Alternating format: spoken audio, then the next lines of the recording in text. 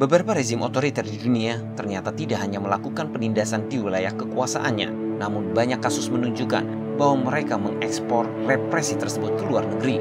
Kasus yang paling populer adalah pembunuhan kolumnis Washington Post oleh otoritas Saudi pada tahun 2018, Jamal Khashoggi di Turki.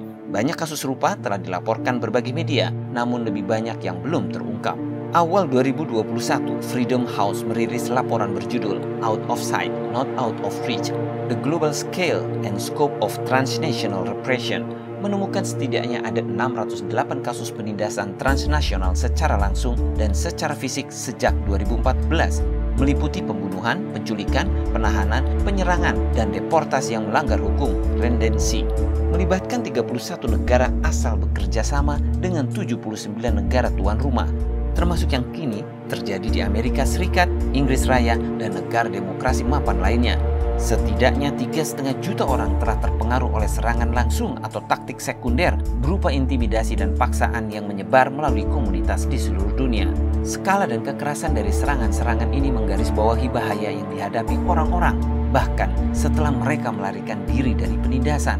Kata Presiden Freedom House Michael J. Abramovich, orang buangan di seluruh dunia menggambarkan pengawasan, penyerangan, atau bahkan penculikan dan pembunuhan sebagai ancaman terus-menerus yang membatasi kemampuan mereka untuk berbicara dengan bebas.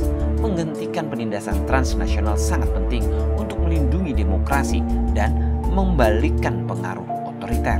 Laporan tersebut menemukan bahwa sebagian besar represi transnasional melibatkan beberapa tingkat kerjasama antara negara asal dan negara tuan rumah. Hal ini terlihat jelas dalam penahanan dan deportasi, di mana otoritas negara tuan rumah bertindak atas permintaan resmi dari negara asal. Tetapi ini juga biasanya merupakan faktor dalam rendisi, di mana korban dipindahkan secara ilegal ke negara bagian asal tanpa proses yang sesuai. Mencegah penindasan transnasional akan memerlukan pemeriksaan cara negara asal memanipulasi sistem migrasi dan suaka untuk menargetkan mereka yang melarikan diri, kata Nick Skenkan, Direktur Strategi Penelitian di Freedom House dan rekan penulis laporan dengan analis riset Isabel Linze. Karena sistem migrasi dan perbatasan demokrasi semakin fokus pada keamanan nasional, negara otoriter melihat peluang untuk melakukan kontrol di luar perbatasan mereka dengan mengeksploitasi tuduhan terorisme secara khusus. Dari kasus fisik yang dihimpun Freedom House, 58%-nya terkait dengan tuduhan terorisme. Freedom House melaporkan detail represi transnasional 6 negara terkemuka yang mempraktikkan praktik pelanggaran HAM ini, yaitu Tiongkok, Rwanda, Arab Saudi, Iran, Rusia, dan Turki. Terungkap dari laporan tersebut, RRT, rezim Partai Komunis Tiongkok (PKT), adalah aktor represi transnasional nomor 1 di dunia. PKT telah dan sedang melakukan represi transnasional yang paling canggih, mendunia, dan komprehensif. Karakter represi transnasional PKT ini terwujud menjadi bentuk yang berbeda. Pertama, kampanye menargetkan kelompok etnis dan agama minoritas, kelompok oposisi, aktivis HAM, jurnalis, dan mantan orang dalam yang dituduh melakukan korupsi. Kedua, represi menggunakan berbagai bentuk seperti rendisi untuk mengendalikan negara lain untuk menahan para pencari suaka, membatasi pergerakan hingga ancaman dari jarak jauh, serta ancaman digital, spyware, dan paksaan oleh proksi. Ketiga, luas dan skala kampanye represi transnasional yang dilakukan PKT tidak tertandingi.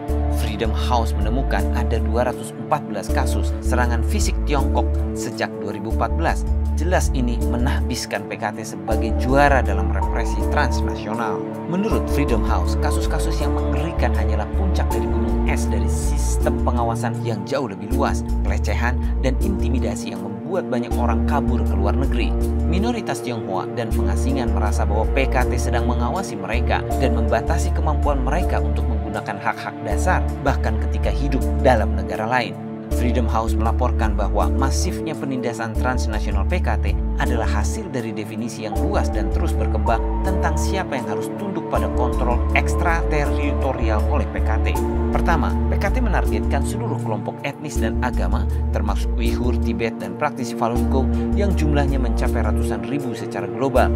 Kini Mongolia Dalam dan warga Hong Kong yang tinggal di luar RRT menjadi target berikutnya. Kedua, gerakan anti korupsi Tiongkok yang menargetkan ribuan mantan pejabat yang tinggal di luar negeri yang dituduh melakukan penggelapan aset hasil korupsi. Ketiga, aktivitas represi transnasional PKT terwujud dalam kerangka pengaruh yang lebih luas, meliputi asosiasi budaya, kelompok diaspora, dan di beberapa kasus jaringan kejahatan terorganisir yang mempunyai hubungan dengan populasi besar warga negara RRT, anggota diaspora Tiongkok, dan populasi minoritas dari Tiongkok yang tinggal di seluruh dunia. Keempat, PKT menjadikan kecanggihan teknologinya sebagai senjata represi transnasionalnya melalui peretasan canggih dan serangan phishing.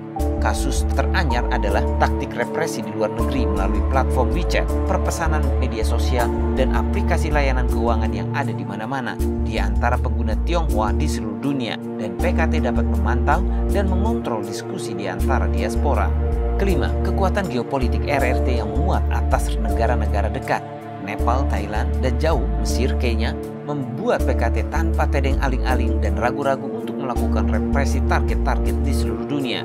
Tangan besi PKT menjulur panjang ke seluruh dunia, menyasar warga negara non-Tiongkok di luar negeri, etnis Tionghoa, Taiwan, atau orang asing lainnya yang kritis terhadap pengaruh PKT dan para pelanggar HAM. Ini sangat berdampak buruk hak dan kebebasan orang Tionghoa perantauan dan komunitas minoritas di pengasingan di banyak negara.